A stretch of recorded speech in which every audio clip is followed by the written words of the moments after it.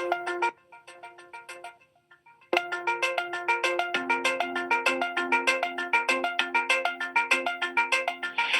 2020 году In 2020, Russia for the third time holds the chairmanship of interstate group uniting Brazil, Russia, India, China, and South Africa. The aims and the purposes of the agreement include the creation of conditions for the effective cooperation of the participating countries. Annually at the BRICS Summit, current issues related to countries developed are discussed, and one of the key areas for BRICS cooperation is energy sector, and the energy agenda of BRICS countries contains an essential element, youth energy cooperation. In 2015, there was a proposal to establish an international organization to unite young people active in the field of energy.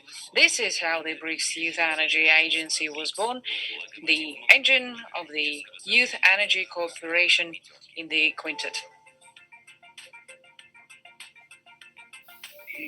The agency's activities are carried out with the support of BRICS youth and energy authorities, as well as mandated organizations by the United Nations. One of the key priorities is realization of the United Nations Sustainable Development Goals, in particular goal number 7. Good afternoon and good morning, everybody who is watching us today. My name is Alexander Komishin, chairperson of the BRICS Youth Energy Summit agency, welcoming you at the third BRICS Youth Energy Summit taking place in Moscow. I would like to tell you that this is an official event of the Russian BRICS Chairmanship 2020. And to open this, I would like to invite Mr. Anton Inyutsin, Deputy Minister of Energy of the Russian Federation.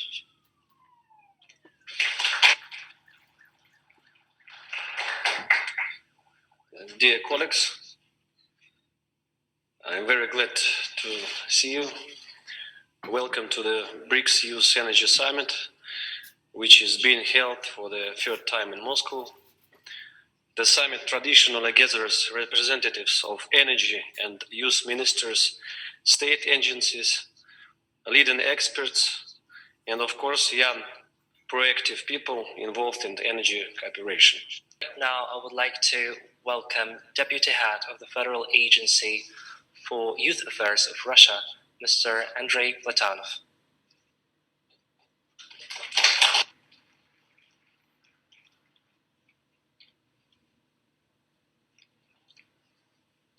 Добрый день. Good afternoon, ladies and gentlemen, dear friends, dear colleagues. One of the priorities of the federal agency is 360 degrees support in order to capture the potential of our young people. I would like to introduce Secretary of State for Youth of Brazil, Ms. Emily Rayana Coelho. Good morning, good afternoon, and good night, depending where you are. I would like to start by greeting my fellow participants and everyone watching from home. My name is Emily Coelho, and I'm currently the National Youth Secretary for the Brazilian federal government. And I appreciate the invitation made by the Youth Energy Association and the Russian presidency of the BRICS to be here today.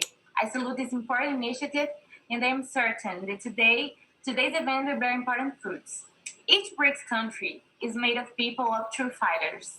Our pasts, recent or distant, are filled with examples of our peoples overcoming problems, adapting, changing, and coming out the other way much stronger.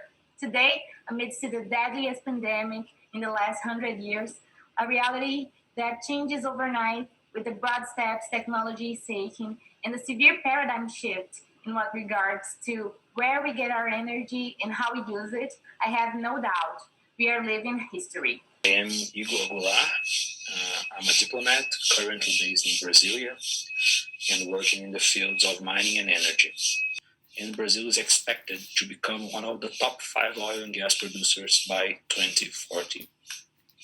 The Brazilian idea of energy transition is therefore based on the commitment to both low-carbon solutions and the diversification of sources.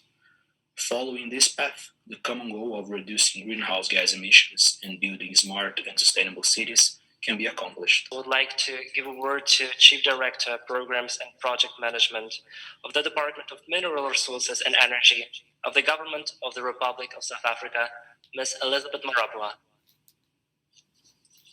Thank you very much, Program Director.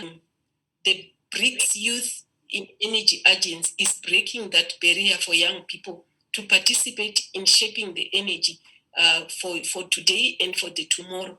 I'd like to give a word to Pedro Siori on behalf of the National Youth Development Agency of South Africa to address the youth. Thank you, Alexander. Thank you very much. Good afternoon, Dumelan Privet. I wish to extend on behalf of the NYD and the South African government a gratitude to the BRICS Youth Energy for the opportunity to represent the young people of South Africa in this forum. We are accelerating the implementation of the integrated resource plan to provide a substantial increase in the contribution of renewable energy sources, battery storage and gas technology. The current regulatory framework will be adapted to facilitate new generation projects while protecting the integrity of the national grid. Applications for our own youth generation projects are being urgently fast-tracked. Through measures, we aim to achieve sufficient, secure, and reliable energy supply within 2 years. It is clear that South Africa can only achieve these ambitious goals with the involvement of young people and with the cooperation of our international partners. I'd like to welcome Mr. Vishal Kapoor, Director of the Ministry of Power of the Republic of India, with an address for young people from BRICS countries. Mr. Kapoor. Good morning and good evening, everyone, depending on the place where you are. It gives me great pleasure to be a part of this endeavor aimed at enhancing youth cooperation in the energy sector of the BRICS nations. And the last is about having the right platform for engagement. The future will belong to those platforms which will facilitate hands-on engagement for the youth beyond mere crucial research. It's no longer about zeroing in on that one bright idea after years of academic research, but rather about trying, failing even faster to arrive at the most pragmatic solutions for today's energy challenges. We would like to finish the opening ceremony on this. Thank you very much. Thank you so much, Bruce. Actually, I would like to draw your attention that Bruce is one of our most fellow supporters. It is not the first year that we are collaborating, and we are very happy on that. And also, thank you for underscoring the role of innovation. It is indeed important, and we would like to shift our focus on that more.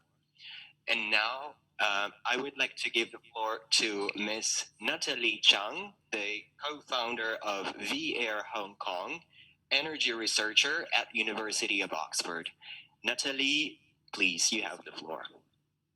Thank you very much. Good evening, everyone. I'm Natalie, the co-founder of an environmental education organization in Hong Kong.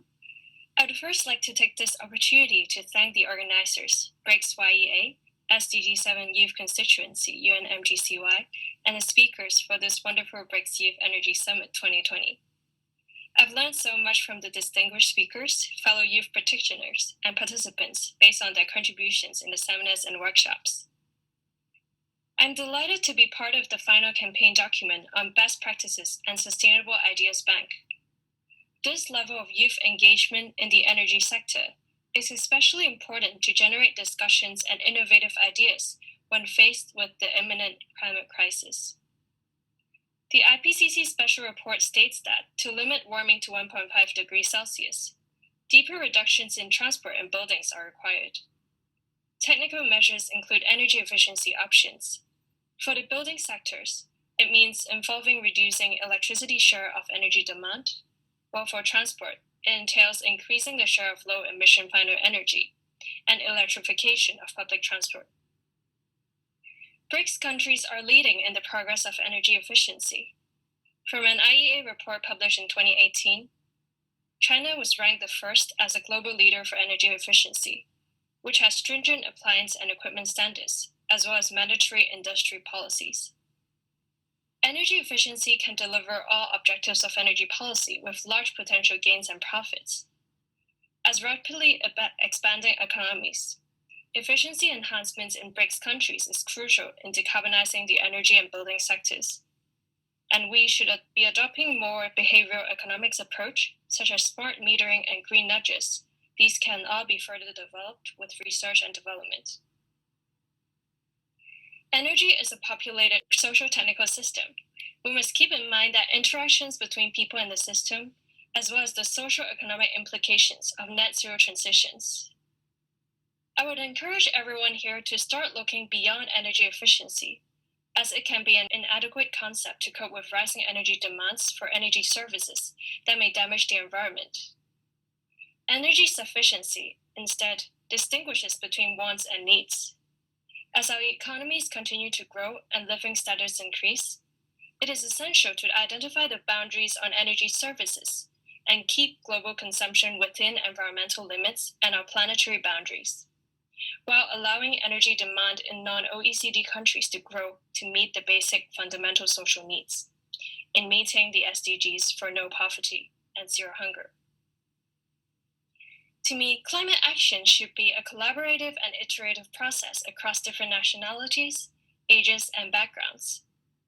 Our final campaign gathered best practices from BRICS countries and around the world, such as energy storage mixed with water supply and heating in microgrids in South Africa, a real university developing hydrogen-based transportation system, as well as green job training for students in India to facilitate just transitions. Youths have also actively put forward policy suggestions for their own countries, from technical solutions to insights on education and governance. Echoing with earlier speakers, youth is not just the future, but also the present. Policymakers must be ready to embrace youth and actively bring them into institutions. Thank you to all the BRICS ministers and officials for engaging in this conference and committing to increase youth participation in decision-making processes. Together, we can pave way for low-carbon economic development and achieve the SDGs, from BRICS to SDGs. Thank you so much once again for having me, and I look forward to more collaborations with fellow youths and BRICS leaders. Spasibo.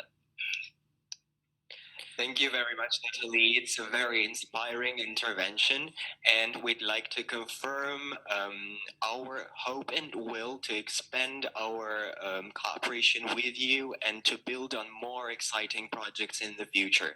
Thank you once again.